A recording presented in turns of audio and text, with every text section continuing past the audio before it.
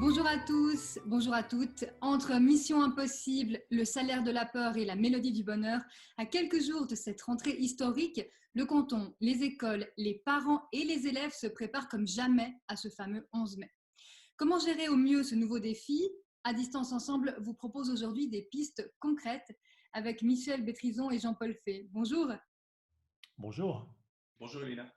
Michel Bétrison, on suit de très près les décisions du Conseil fédéral, du canton et ses mises en place concrètes dans les écoles. Certains parents qui nous regardent ne sont pas très rassurés. Qu'est-ce qu'on peut leur dire? Alors, ce qui est important et relevant de dire aux parents, dire aux enseignants et aux élèves, c'est que tout sera fait dès le 11 mai prochain pour rassurer les parents, soit au niveau de l'encadrement pédagogique, soit au niveau des mesures sanitaires. Et je pense que tant l'organisation que tant les mesures spécifiques à mettre en place pour que les choses se passent bien, tout ça sera mis pour qu'il n'y ait aucune difficulté et que ça se passe dans la sérénité. Jean-Paul Fay, c'est important pour les parents de savoir que leurs enfants seront vraiment bien pris en charge. Et vous êtes impliqué de près dans ces préparatifs, notamment du côté de Martigny. Quelle piste est-ce que vous donnez aux profs pour cette reprise? Alors oui, avec les enseignants, on s'est un peu parlé. C'est clair qu'il y a un petit peu toutes sortes de sentiments. Il y a certains qui sont un peu inquiets, qui se demandent vraiment comment ça va se passer cette reprise. D'autres sont aussi un peu écrasés entre la vie de famille et la vie professionnelle, avec le suivi des écoliers. On a parlé du stress et on sait que le stress, c'est essentiel d'abord pour un développement sain, et puis c'était essentiel aussi pour la résilience. Donc, les quelques pistes qu'on a essayé d'évoquer avec eux, c'est toujours la fermeté et la bienveillance. Donc, la fermeté, ils sont gardiens du cadre. C'est eux les garants du cadre scolaire. Et puis, beaucoup de bienveillance, faire attention à tout ce qui est non-verbal, essayer de comprendre l'élève et puis essayer de normaliser, c'est-à-dire, suivant les émotions des enfants, dire oui, c'est normal, je comprends que tu puisses vivre cela. Ne pas hésiter de faire le maximum d'encouragement. Je vois que tu fais des progrès, je remarque les efforts, j'ai confiance en toi. Et puis, le plus possible, mettre une structure et la verbaliser, cette structure, parce que c'est cette structure qui permet de redonner un petit peu de la capacité à l'élève, de sentir qu'il est capable et de sentir qu'il a le contrôle. Michel Bétrison, de votre côté, il y aura sûrement certains élèves qui auront peut-être un peu décroché. Qu'est-ce qui va être mis en place pour combler d'éventuelles lacunes? Alors, il faut dire tout d'abord qu'on ne doit pas tenir compte ou tenir rigueur plutôt à ces élèves qui ont décroché parce que les conditions sont très différentes d'une famille à l'autre. On n'a pas tous des élèves avec des ordinateurs, etc. Donc, ce qui a déjà été fait, entre autres, pour les enseignants et par les enseignants, c'est tout ce qui se trouve sur le site de l'animation pédagogique à distance. Il y a un travail extraordinaire qui a été fait.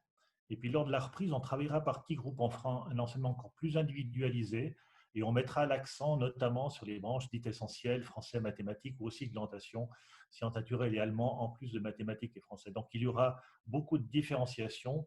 Et l'autre élément, c'est qu'on va travailler cette année jusqu'à la fin de l'année sans qu'il y ait la pression des examens. Donc, on va se donner du temps au temps et surtout accompagner ceux qui auraient pu décrocher pendant cette phase.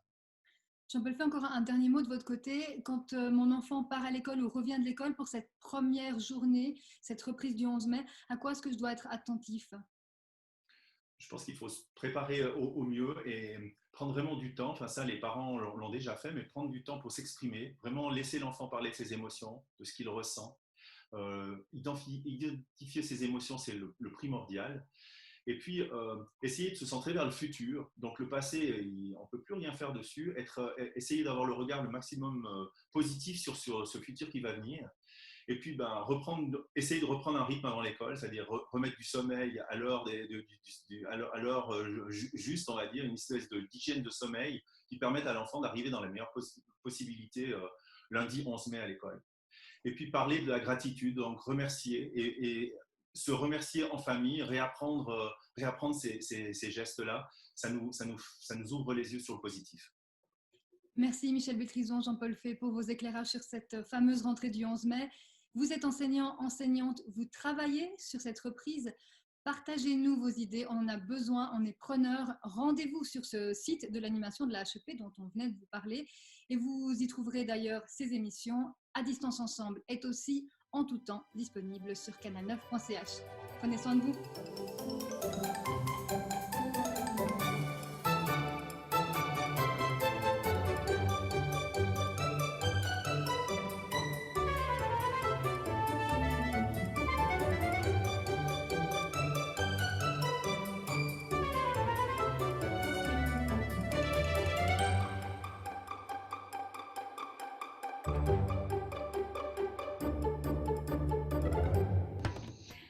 Un petit défi, ça te dit? Parcours ta maison pour trouver de quoi construire la plus extraordinaire cabane de tous les temps. Prends-la en photo et n'oubliez pas, la créativité elle aussi est contagieuse. Alors faites-la tourner et partage ta photo. Et voilà, c'est la fin de À distance ensemble. Merci beaucoup d'avoir été avec nous. On a eu vraiment beaucoup de plaisir. On reste ensemble même si on n'est plus à distance et on se retrouve tout bientôt pour des nouvelles aventures sur Canal 9. Prenez soin de vous. Ciao.